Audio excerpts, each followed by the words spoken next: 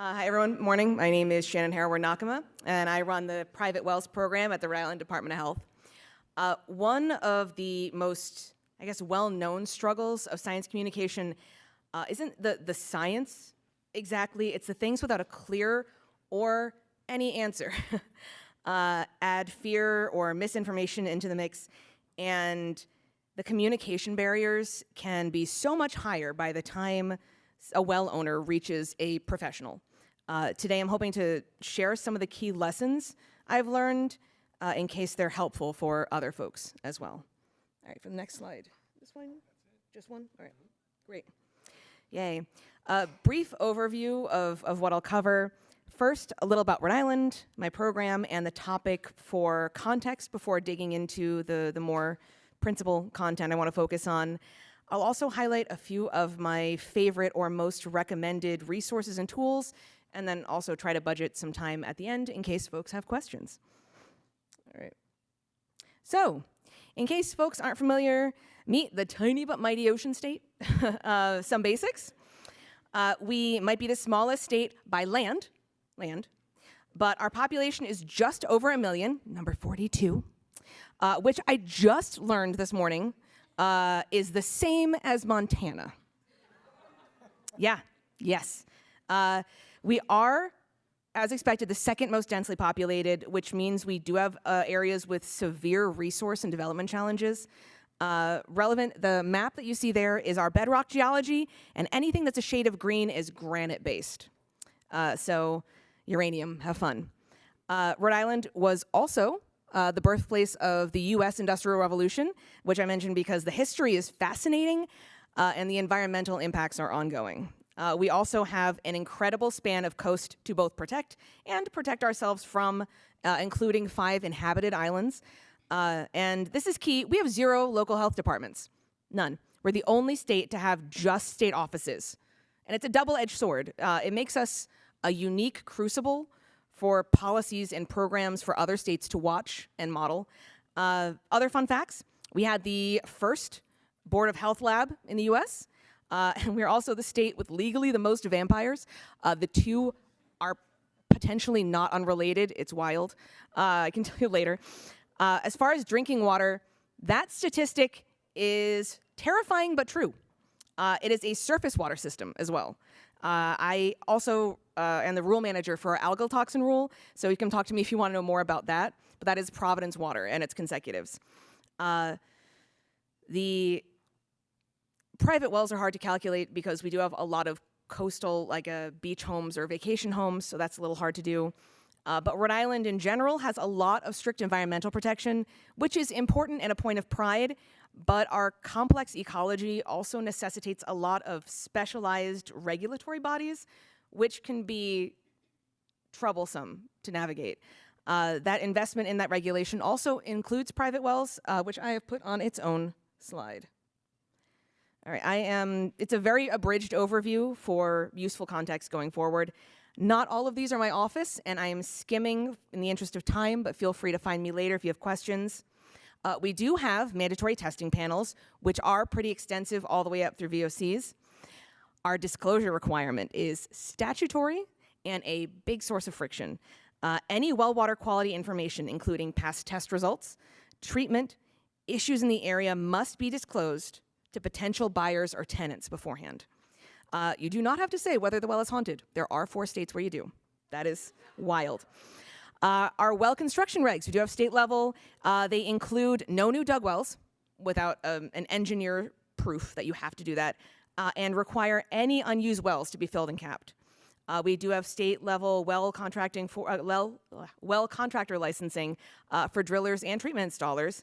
And as for condemning, I don't know where people hear this. We do not have the power to condemn people's wells and houses based on their test results, but I mention it because it's a reason some people cite why they don't want to talk to us or test their water, and that's going to be relevant again later. All right. So, note here, as mentioned before, we don't have any local health departments. I am the program. By far, the biggest aspect of my work is outreach and education. We work with an extension program at the University of Rhode Island doing our free private well testing workshops, materials developing, well owner assistance, communication, hugely collaborative with our sister agencies and community partners. Our regulatory role is almost exclusively for well water chemistry rather than the mechanical and construction aspects. We set potability standards, which tests required and when. And agency coordination isn't just our partner programs like RCAP. We talk a lot with them.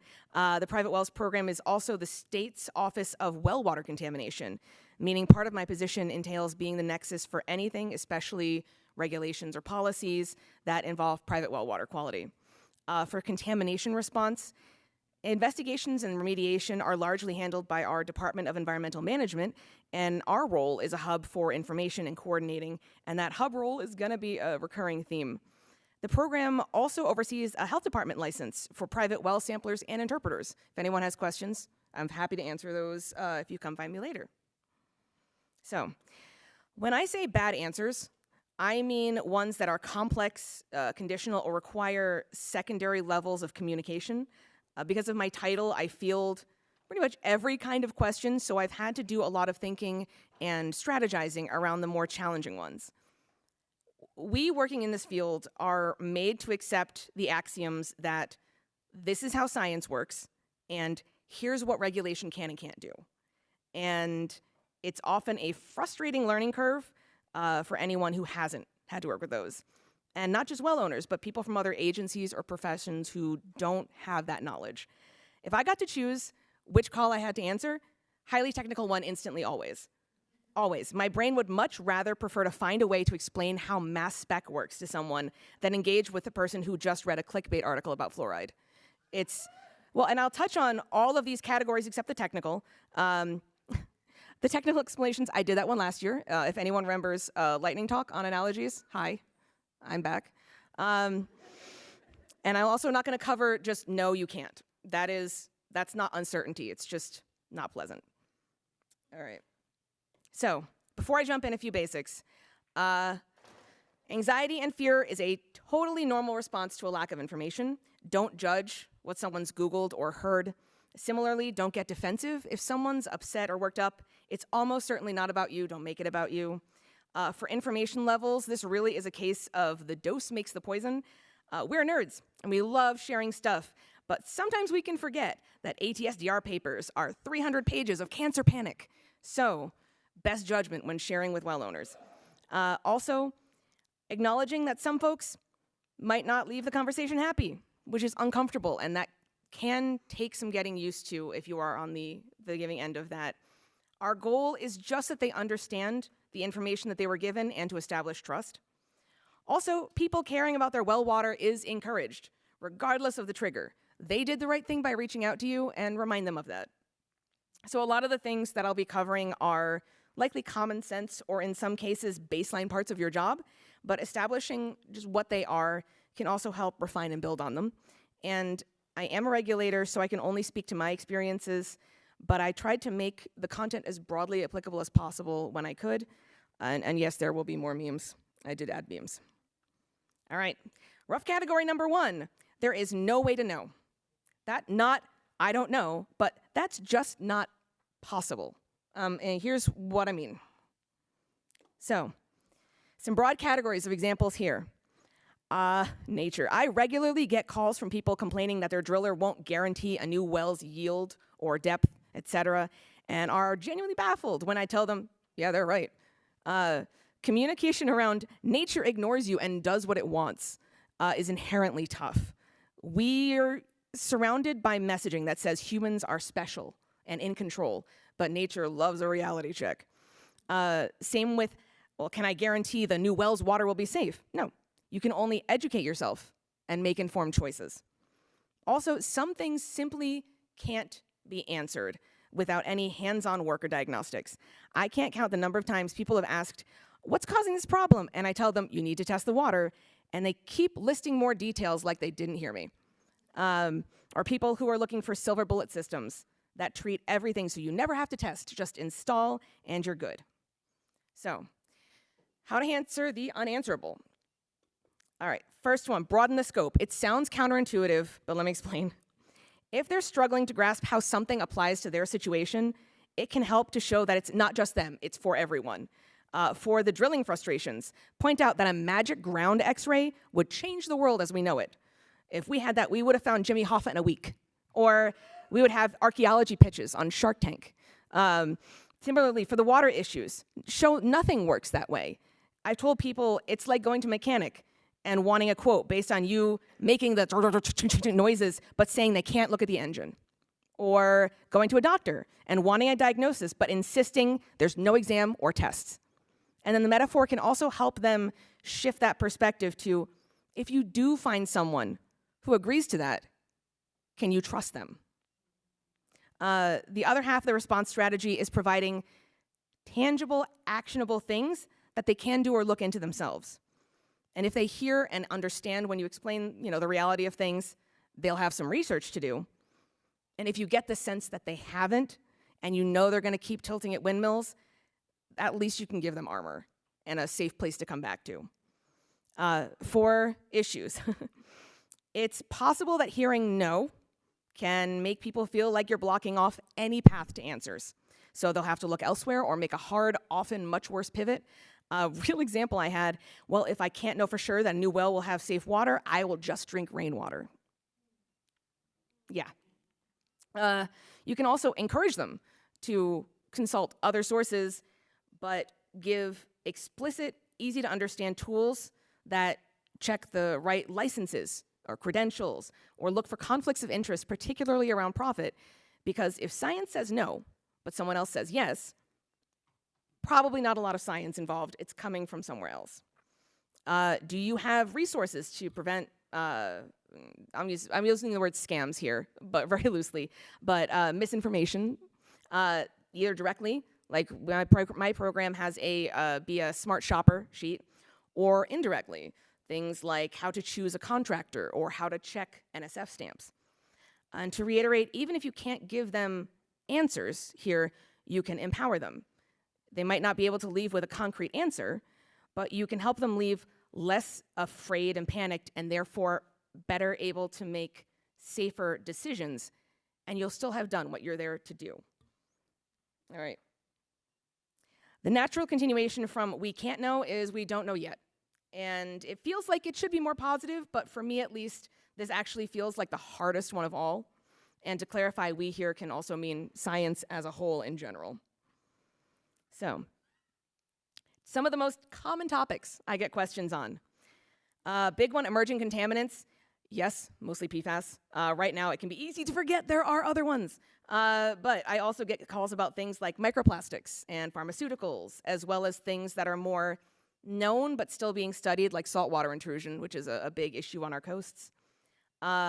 Ongoing or recent site investigations are the other one I wanted to mention, not just for the frequency of questions, but because they're so often especially tricky combination of doing it right takes time, information might be restricted, and emotions run high.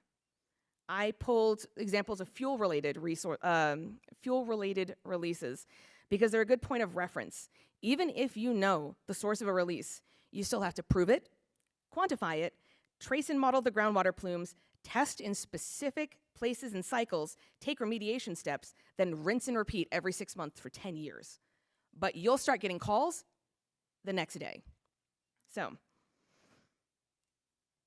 strategies here. Things you can do. Figure out things you can tell folks. In Rhode Island, we have the Access to Public Records Act, or APRA, which is our state-level FOIA, and there are exceptions around ongoing investigations, and a big reason for which is that people will look for any target to blame, even before anything's been confirmed or it's been through due process. For emerging contaminants, otherwise, do you have official guidance or policy? If not, find some.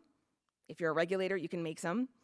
Also, was it on maybe a UCMR cycle? If anybody is not familiar with the public water side of things or EPA stuff, that's the Unregulated Contaminant Monitoring Rule, which is a fresh group of unregulated issues that the EPA has public water systems test for every 5 years as a study on moving forward. UCMR 5 included PFAS, and I think, and someone can correct me, I don't think they've settled on what the next round will be, I've seen some things floated around. Also, for PFAS and other contaminants, is your information the most recent? Does it match the information for whoever has primacy on it? Reach out to that office or agency to check in and make sure your messaging and your information is the same. Also, setting parameters like here's what I actually do and here's the information that I have can be helpful, especially if they've already called around. Bureaucracy sucks, but you can only assume responsibility for what you control and hold that line. It really is better for everyone if you do. So one of these ways that these situations can be harder than a clear no is that people can think if there's that there is more if they dig harder. If you work in government, people can say you're keeping secrets the public should know, and if you're a professional, people can accuse you of engendering ignorance for profit. The best approach I have there is the same for almost anything else. Send people to other contacts whose main job that is. They can confirm your information, hopefully have even more. This is why step one is make sure a unified front first. That's part of the biggest strategy. The escalation can also be more internal than external and directed at you.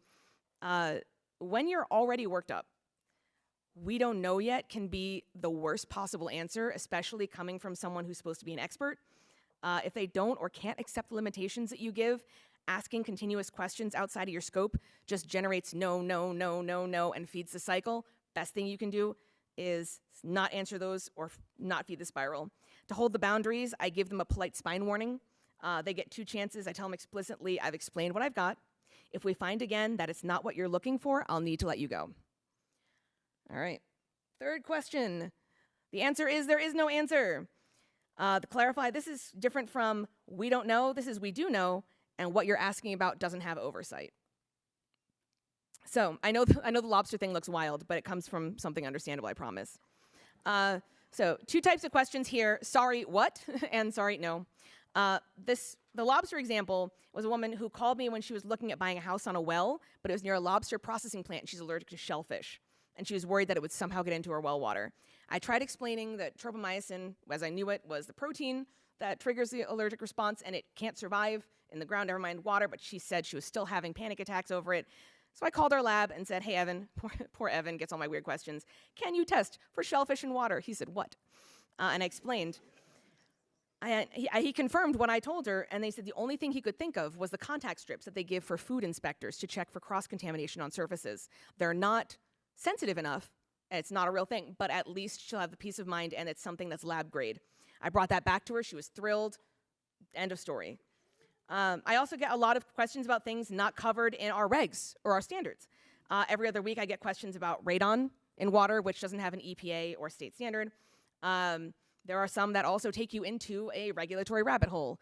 And this map is from a special testing tool up on our program website. The tool itself is color blindness accessible, but the pink is PFAS, the blue is arsenic, the yellow is beryllium. And Steve, and I think it was Aaron also too, can remember this. Beryllium acts like lead in the body with a fun bonus that it aerosolizes. And as far as I know, it's just us and Utah with deposits this big. We had a resident test for it, came back several times the limit. We started helping them figure out treatment, only to find out that the NSF standards for removal do not include beryllium. And I read the full standards, talked to the NSF staff, and confirmed it. So what do you do? Response is, if they're actually asking for something else, address that. The lobster caller wasn't looking for an answer or science. I gave her that. She didn't want it. She wanted reassurance and control. And one of the biggest issues is a perceived lack of agency. So it can be constructive to demonstrate where they do have it. Going to your tangential programs and go through their metaphorical pockets. Like the shellfish strips came from our food safety program. For beryllium, I ended up talking to EPA Region 1 and consulting the best available technologies, the BATs, from public water recommendations, which I'm sure everybody knows. Just go PWSD, like a friendship bracelet. What would public water do? Also, don't be afraid to show your work. Loop them into discussions, show what you've been doing, talking about, and also it helps prevent them from doubling up efforts and talking to the same people. Also, you can talk about your frustration, that there's no ruling or your hands are tied. Every government agency has their scope and authority outlined in statute, and I personally believe it's good to put boundaries on what government is allowed to do. Even still, I've been accused of not caring. Just because something is or relevant to or impacts my program doesn't give me oversight. Do I care that people are dumping leftover medications in the septic? Absolutely. Do I have regulatory oversight? No. If being invested in something gave you authority over it, government would be a very different place. I've also had multiple instances where people went to their senator or the EPA, whoever they could find, not complaining about me, but what about this issue? And in those cases, I wish them genuinely the best of luck. There are a lot of things that we, as an agency, haven't gotten legislative traction on. If they can do it, awesome. Again, boundary setting, good for everyone. If you can avoid saying a flat no, as mentioned earlier, if you close a door, they will find a window. Instead, present options, safe ones, for the caller to follow if possible when you're at a dead end, and present them as choices, like if you want to look into this or if you want to go this route, and return as much agency to them as you can. Also, don't try to argue or convince someone. That puts you on opposite sides. You're on the same side, which is hopefully we both want you to have safe well water. Last but not least, I don't know. Totally fine answer. Ones folks should be and probably are okay giving, but sometimes it can feel close enough to your work that you feel like you should know or should be able to help somehow. So I said at the beginning, my program served as the central nexus for private well water quality, but the interpretation of that sometimes is anything private wells. So I get a lot of questions, and I can usually field most, but some things are just on the edge where I feel like I don't want to send them away with, sorry, I can't help, and will consult my weird Rolodex of regs and contacts. I've roughly grouped these into things someone probably does and how do they do this. One example of the former, I had a call from a man whose well was full of snakes, and I asked questions. It was a dug well with root intrusion. I said, that'll do it, but no driller was willing to come out while the snakes were in there, which is very reasonable. Second example for the latter is we had a public water system that was a church, and they had an E. coli hit. And they were talking about, okay, we have to do the public notice, bleaching, whatever, and I asked, did they already fill the holy water basin? And there was just a moment of horrified silence. None of us were Catholic and knew what to do about that, so. Responses. For bureaucracy, addressing individual components can help turn up leads. For example, there's no Office of Snake Potability, but there's Fish and Wildlife. There's the Contractors Board, things like that. If you have time and resources to help out yourself, great. If not, I understand. With the snake issue, I called Fish and Wildlife. They said, what kind of snakes? I said, wet ones. And they said they can't do anything for native species. Pest control companies didn't want to do anything with potable water. He ended up getting a pool guy to come out. He said, I've done weirder. And they drilled a new well in, rehabbed the area, filled it in. It was great. With the church, turns out holy water is always gross. Do not Google it. It will give you nightmares. But there are protocols that the church has for clearing out sanctified water. When you send people to other contacts, it helps to give them the right vocabulary, especially if you've had to do some translating. For Rhode Island, I don't know if anywhere else, people refer to drilled wells as artesian wells, which is not the same thing, and can save a lot of time going forward. The pitfalls, this is one of the tougher ones to navigate. People can exhaust the contacts and programs that you have given them, and even if you're not the right person, there's that got you on the phone syndrome where they will just keep calling you, and you can't help them. So all you can do is restate what you've already done, the options provided, etc. This framework is great. It came from our communications team. If you have one of those that you can use as a resource, use them. They're great. Trying to keep up with time. Wrapping up a few of my go-to recommendations. If you're not familiar with the 7 cardinal rules of risk communication, I can't recommend it enough. There's a lot of training out there. Mine was through FEMA. It was transformative, especially for my time on COVID response. But it's a great framework for talking with the public about very scary, hard things. Spotting bad science is a great infographic. It helps arm people with the how to spot red flags, as mentioned earlier. Hits questions like, was this peer reviewed? Who did the research? Who paid for it? Also asks where you read things. I got a bunch of calls after that one Canadian study on fluoride and children's IQ that got cherry-picked for a lot of articles. And the authors said in the paper, we don't think this definitively proves anything, but I still had to do a lot of, okay, did you read the study? Or just an article? Okay. Where was the article posted? Oh, fluoridemakesyougay.com. Was that biased? And pointing that out. Partners and new orgs, everything here I've gotten help from. Never say no to a potential resource. FEMA's not on here, for example, and we've already started talking to them about Taylor Swift's wedding. Forestry Service, Forestry Service helped me out with beech leaf disease because the treatment is nitrate loading. So also don't be afraid to ask. Reaching out to agencies gets you access to their networks as well. All right, things you can do to build up your own core. Find some explanatory blind spots and figure out resources. The rubber duck exercise, if you're not familiar, is a coding thing where you take your code and you troubleshoot by explaining it out loud to a rubber duck.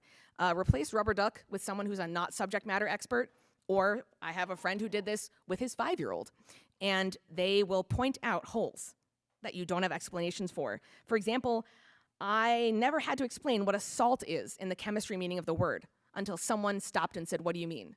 So that was really helpful. Stockpiling tricky, plain language explanations is also really good. Esoteric networking. Do like a neural mind map or a what if of who does what. I've had to do this just over the course of my job, but regulatory mapping is a great project for a grad student if you have one. Do a lot of what ifs, have it ongoing and moving. It's great. Soft skills. I put arrows here for a reason. Everyone skips this. Do not skip this. A lot of the communication advice that I give comes straight from the de-escalation handbook. It's not talking someone off a ledge. It's about communicating with someone who's activated. NEHA actually, I think, had one that they put out a few months ago as well. So anytime you get communication or that kind of opportunity, go to those as well. And last one, brings me materials. Continuing with the in-house steps. Whenever you hear the mantra first place, or be the first place people go is true and it matters, the primacy bias, primacy effect is at the top because so many of the questions I get are so much harder if they've talked to literally anyone else first.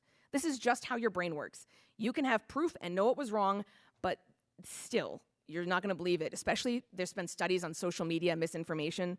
That condemning the house misunderstanding I mentioned earlier, I can explain that to someone and show it to them in statute and regs, and they'll understand, but that low-grade suspicion of everything I say will persist just because of how the brain works. The next question, establish yourself as a place to at least get information, if not answers. Have some guidance or language up for things that the regs don't cover or things that are highly visible, because if you or official reputable sources don't have something to say on it, someone else will. And then evaluate things like their infographics. Assume people will neither read nor click anything. Try to design materials website like they're static image as possible. For example, if you have collapsible subsections on a website, using Control F to find things on a will not include those. So if people are coming here and try to do a search, they're not going to find it. And they might think, I'm done, or they don't have it. So try to make everything as easy to access as possible. All right, that's it for me. I tried to have, I don't have that much time, unfortunately, for questions, but I am happy to answer them here, or if you'd like to find me afterward, I am more than happy to help and answer questions. Yeah. Oh, yay, good. Okay, thank you. Okay, yay. Can you please example or expand on well owners not wanting to test due to needing disclosing results before selling a house and how you might mitigate it? So this, I haven't encountered it as much from well owners, but I have encountered it from developers, especially those who don't do their research beforehand and pay cash for brownfield sites without realizing, yeah, if you have to test the raw water for our potability tests, if you have VOCs in that water, even if you treat, you need to disclose the test that says gasoline to any potential buyers. They get mad, they have sued us, they got thrown out because it's black and white. For homeowners, I am currently helping or giving resources to someone who was on the unfortunate side of this, where someone sold them a house and did not disclose that they had PFAS over the health limits, like multiple times over the health limits. Usually the well owners who don't want to test because they don't want to disclose, we also have kind of a safeguard for that as well, which is even if the person who owns the house does not ever test, State law requires a potability panel to be done by the buyer as part of the home inspection. So they are still protected. That same panel that would have been done for a new well, which is everything from the bio to heavy metals to VOCs, all of that also has to be done within 10 days of signing a purchase and sales and can be used to cancel it if there's something on there. So even if the seller doesn't want to test or any of that, I can at least guarantee that the buyers have that protection. We've also had folks in our URI team at STEEP, which is the, oh gosh, I can't remember the acronym now, but it's the PFAS studying group. They offered to do free sampling out on the Cape. And there were people who said, you know, I don't want to know because then I'm liable. And they had a couple of people say, I will leave my house from 9 a.m. to 1 p.m. on this day. I will not be home. You can take a sample. Do not email me the results. Do not send me the results. You can take it if you let me remain ignorant. And that's another way that they got around that. For people who do not want to test anyway, explaining, I can't make them. I will give them all the reasons why they should test, how there are a lot of things that could be impacting their health, but ultimately it is their choice. So you can, again, that whole tilting at windmills thing, the least you can do is give them armor. All right, thank you. Thank you.